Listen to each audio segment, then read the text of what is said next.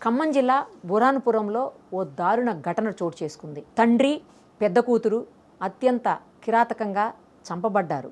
అలాగే తల్లి, చిన్న కూతురు దారుణమైనటువంటి పరిస్థితుల్లో హాస్పిటల్లో అడ్మిట్ అయ్యారు. ఒకే కుటుంబానికి సంబంధించినటువంటి నలుగురు ఇలా దారుణమైన పరిస్థితుల్లో ఎందుకున్నారు, ఎలా ఉన్నారు అర్థం కానటువంటి పరిస్థితి. ఇంట్లో నుంచి దుర్వాసన రావడంతో చుట్టుపక్కల వాళ్ళు ఆ అమ్మాయి తల్లిదండ్రులు ఫోన్ తీయలేదని రావడంతో మొత్తం అందరూ కలిసి ఈ విషయాన్ని పోలీసులకు ఇన్ఫార్మ్ చేశారు. అసలు ఏం జరిగింది, వాళ్ళిద్దరూ ఎందుకు చనిపోయారు, వీళ్ళిద్దరూ ఎందుకు హాస్పిటల్ పాలయ్యారు, ఇవన్నీ స్థానికంగా ఉన్నటువంటి ఓ వ్యక్తిని అడిగి తెలుసుకుందాం.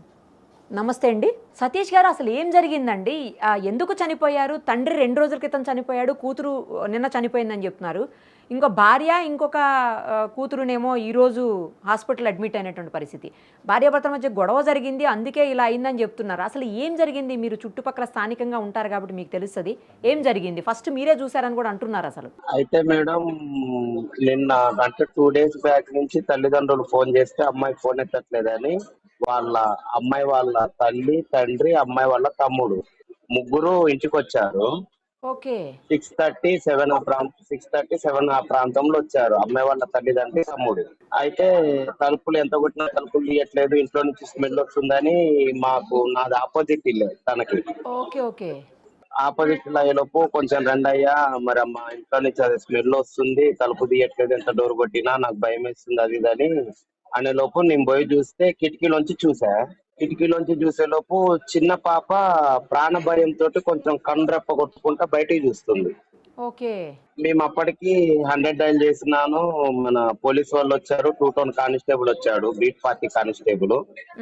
ఆయన రాగానే అన్న మరి ఇట్లా పాప కళ్ళు తెరిచి చూస్తుందన్న అంటే తలుపు కొట్టేసేయండి, మీరు ఇమీడియట్లీ పాపని హాస్పిటల్ తీసుకోబోండి అన్న, పాపన్న బతుకుద్దేమో చూద్దామని డోర్ కొట్టేసి పాపని తీసుకెళ్ళాము. పాపని తీసుకొని పోయినాక అంటే తండ్రి, పెద్ద పాప ఇద్దరు డెత్ కన్ఫర్మ్డ్. అయితే తల్లి పరిస్థితి ఏందా అని అక్కడ ఒక చీపిరి ఉంటే చీపిరి తోటి తల్లి ముఖం మీద సైడ్ కన్నం ఇట్లా ముఖం కనిపెట్టలేదని అనే లోపు అమ్మాయి రమ్య తల్లి కనురెప్పలు ఆడిచ్చింది. ఇట్లా ఆవిడ బ్రతికే ఉంది.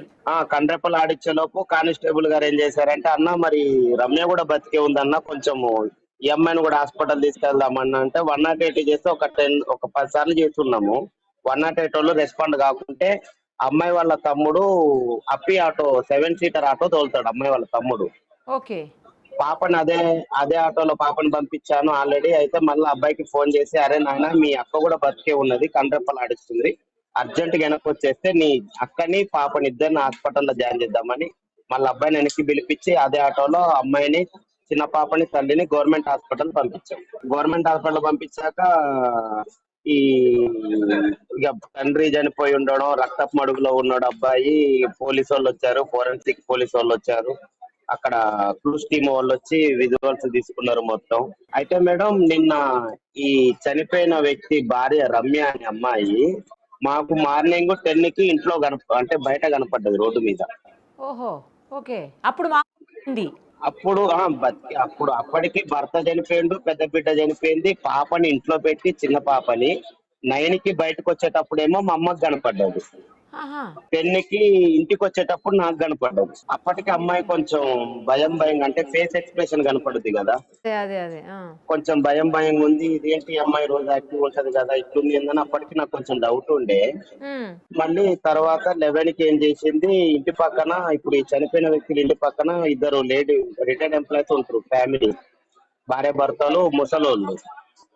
వాళ్ళు ఏం చేశారు, మరి 2 రోజుల నుంచి మీ ఆయన కనపడట్లేదు అమ్మా, రాము ఎక్కడున్నాడు ఏందమ్మా అంటే, మా ఆయనకి జ్వరం వచ్చిందా అంటే ఇంట్లోనే ఉంటున్నాడని శనివారం చెప్పిందంట. శనివారం చెప్తే సర్లే అనుకుని ఆమె కూడా వదిలేసింది. నిన్న కూడా మార్నింగ్ అడిగితే ఫీవర్ వచ్చింది, హాస్పిటల్ అంటే మన లావు ఈగలు వస్తాయి కదా మేడం, డీకంపోజ్ అయ్యాక బాడీ, ఆ ఈగలు రూమ్ చుట్టూరు తిరిగే లోపు ఆంటీకి డౌట్ వచ్చి, మరి ఈగలు ఎందుకు ఇట్లా వస్తున్నాయి, వాసన వస్తుంది అది అంటే, పాపకి విరోచనాలు అవుతున్నాయి, ఇంట్లోనే మోషన్ పోయింది, అందుకే ఇట్లా ఈగలు వస్తున్నాయి అంటే అని పక్కేంటి ఆమె ముసలామెకి కొంచెం నమ్మబలికింది. మ్యాన్ ఎక్కడ ఉండమ్మా అంటే మా ఆయన లేడా అంటే హాస్పిటల్కి వెళ్ళాడని చెప్పింది. ఎవరిని ఫోన్ ఎత్తని, ఎవరన్నా ఫోన్ చేసినా, రాముకి చేసినా, తనకి చేసినా తనే మాట్లాడుతుంది. ఓహో. ఎవరిని అసలు ఇంట్లో పోనీయలేదు. ఇంటి పక్కన ఆమె బాగా ట్రై చేసింది లోపలికి పోదామని. ఓకే. ఆమెని ట్రై చేయలేదు. 11ంటికి ఆంటీ ఇడ్లీ తీసుకొచ్చి ఇస్తే బాడీ దగ్గర రూమ్ లో పోయి పాపకి చిన్న పాపకి ఇడ్లీ పెట్టినట్టుంది. 2 ప్లేట్లు ఇడ్లీ ఇస్తే చెరి ప్లేట్ ఇడ్లీ తిన్నారు. ఓకే. బాడీ అంటే బాడీ అవతారాన్ని బట్టి మినిమం 48 అవర్స్ అయ్యింది. అయి ఉంటది అదే. 48 అవర్స్ అయిన తర్వాత నిన్న 10ంటికి నాకు కనిపిస్తది. 11ంటికి ఇంటి పక్కన ఆమె టిఫిన్ ఇస్తే టిఫిన్ తీసుకుపోయి టిఫిన్ తింటది. ఆ, అసలు ఈ భర్త ఏం చేస్తాడు, అంటే ఈమెం లైవ్ చేస్తుందండి? ఇద్దరు ఏం చేస్తారు అసలుకి? భర్త వచ్చేసి మేడము N45 ఆన్లైన్ పేపర్ ఉంటది కదా, ఆన్లైన్ పేపర్స్ ఉంటాయి కదా మేడం, అందులో వర్క్ N45 చేస్తాడు ఆయన?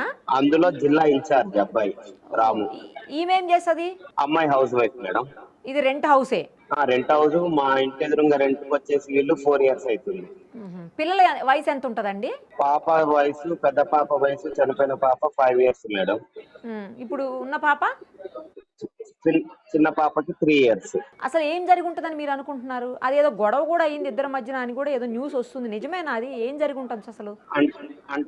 అంటే మేడం వాస్తవానికి భార్యాభర్తల గొడవ అయితే 2 days కు 3 days కు ఒకసారి అవుతుంది. వాళ్ళ అమ్మాయి వాళ్ళ అమ్మ నాన్న వస్తారు, వాళ్ళ తమ్ముడు వస్తాడు, వారానికి ఒకసారి 2 వారాలకు ఒకసారి వచ్చి గొడవ చేసి కాంప్రమైజ్ చేసి పెడతారు, వెళ్ళిపోతారు. పంచాయతీ చేసి వెళ్తుంటారు.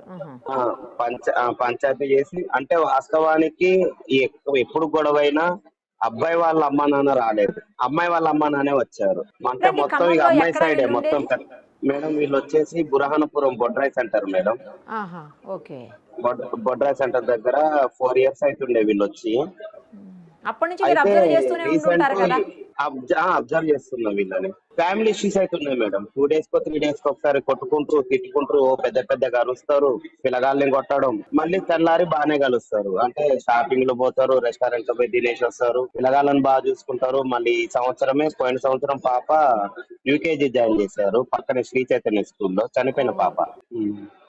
లవ్ మ్యారేజ్ అండి వాళ్ళది, లేకపోతే అరేంజ్డ్ మ్యారేజేనా? అంటే మాకు తెలిసి లవ్ మ్యారేజ్ అని తెలిసింది మేడం. ఇంట్లో వాళ్ళు ఒప్పుకోకుంటే ఇంట్లో నుంచి బయటకు వచ్చిందని తెలిసింది. ఎందుకంటే మీరు పదే పదే ఈ అమ్మాయి తరపు వాళ్ళు వస్తున్నారు కానీ అతని తరపున ఎవరు రారు అని అనేసరికి నాకు డౌట్ వచ్చింది.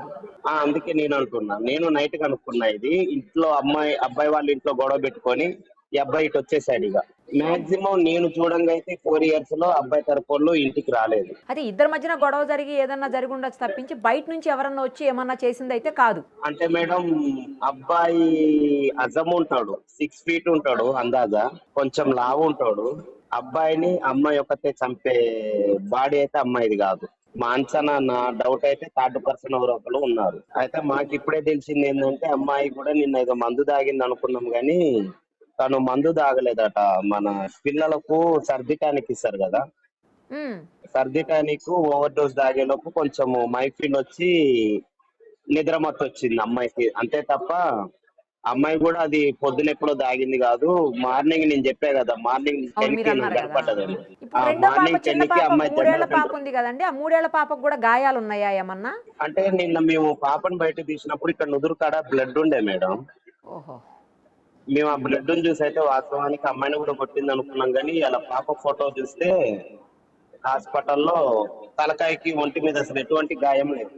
కానీ మేము అమ్మాయిని చూసినప్పుడు మాత్రం బర్వాతలో ఒంటి మీద బట్టలు లేవు పాపకు. చిన్న పాపకు అసలు ఒంటి మీద బట్టలు లేవు, అంతే బయటికి తీసుకొచ్చాం పాపని. మరి పెద్ద పాపనికి అంటే ఆమె ఎలా చనిపోయిందో? పెద్ద పాపకి కూడా ఇప్పుడు తండ్రికి ఇక్కడ మూతి మీద గట్టి కొట్టినట్టున్నాయి కదా మేడం దెబ్బలు. ఓహో. పెద్ద పాపకు కూడా అంతే ఉంది మూతి మీద. అంటే నేను అనుకోవడం అయితే ఏదో గోడకి కొట్టి చంపినట్టు అనుకుంటున్నాను.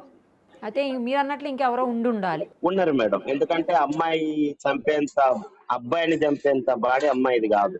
3rd person ఉన్నాడు. ఇక మరి ఎంక్వైరీలో ఏం తెలుస్తుందో చూడాలి. నా పెద్ద బిడ్డ, అమ్మాయి ఇప్పుడు చనిపోయిన పెద్ద అమ్మాయి ఇద్దరు ఫ్రెండ్స్.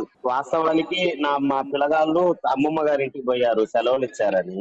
మా పిల్లగాళ్ళు ఉండుంటే అమ్మాయిలు చనిపోయేటోళ్ళు రాకపోవచ్చు. ఎందుకంటే మా పిల్ల డైరెక్ట్ వాళ్ళ ఇంట్లో పోయిద్ది. వాళ్ళు మా ఇంట్లోకి వస్తారు, మా పిల్లగాళ్ళు వాళ్ళ ఇంట్లో పోతారు, ఆడుకోవడం. వాళ్ళిద్దరు మా వాళ్ళిద్దరు నలుగురు ఆడుకోవడం బజార్లో. వాళ్ళు ఎవరితో ఆడుకోరు. మళ్ళీ నేటివ్ ప్లేస్ ఎక్కడండి? మా వాళ్ళు లేకపోవడం కూడా వీళ్ళది. అబ్బాయిది తెలుసు మేడం, అబ్బాయిది నేలకొండపల్లి మండలం అనంతనగరం. ఆమె తెలియదు. ఆ అమ్మాయి తెలియదు మేడం, ఏదో కోదాడ సైడ్ అని చెప్పారు, ఐడియా లేదు. సరే అండి, అయితే పోలీస్ ఇన్వెస్టిగేషన్లో మొత్తం బయటకు వస్తాయిలేండి. ఎవరు, ఏంటి, ఎందుకు చంపారు, ఎలా చంపారు అన్నీ కూడా వస్తాయి. ఎప్పుడు చంపారు మీరు మొత్తం. మీరు కూడా కొంచెం దయచేసి మీడియా కూడా దీన్ని కొంచెం అంటే చల్లబరచుకోకుండా, ఎందుకంటే చిన్న పాప, అభంశుభం తెలియని పాపని అంత క్రూరంగా చంపినందుకు, పాపం చంపటం దారుణం. చంపిన ఎవరిని శిక్ష చంపినా దారుణమే, పడేదాకా మీరు పాపను అంత కూడా చిన్న కొంచెం. పిల్లలు మరి. ఖచ్చితంగా అండి, అంటే ఖచ్చితంగా. మళ్ళీ మాకు తెలిసింది ఏంటంటే పెద్ద పాపకు మెడలు ఇరిచారని తెలిసిందండి. బాబోయ్. మెడ ఇరిచారని తెలిసింది మాకు, ఎందుకంటే నైట్ తీసేటప్పుడు బాడీ ఆగట్లేదు మెడ. కొంచెం మీరు కూడా ఈ కేసుని ఎమ్మడిబడి ఇన్వెస్టిగేషన్ చేపించి, మీరు షూర్ అండి, తప్పకుండా. ఇన్వెస్టిగేషన్ జర్నలిస్ట్, సీనియర్ జర్నలిస్ట్, మీరు కూడా కొంచెం దీన్ని త్వరితగతిన ఇన్వెస్టిగేషన్ చేపించి పాప చావుకైతే న్యాయం జరిగేటట్టు చూడండి అని సుమన్ టీవీని అయితే నేను కోరుకుంటున్నాను. ఖచ్చితంగా అండి. థ్యాంక్ యూ అండి. Thank you so much. Thank you madam.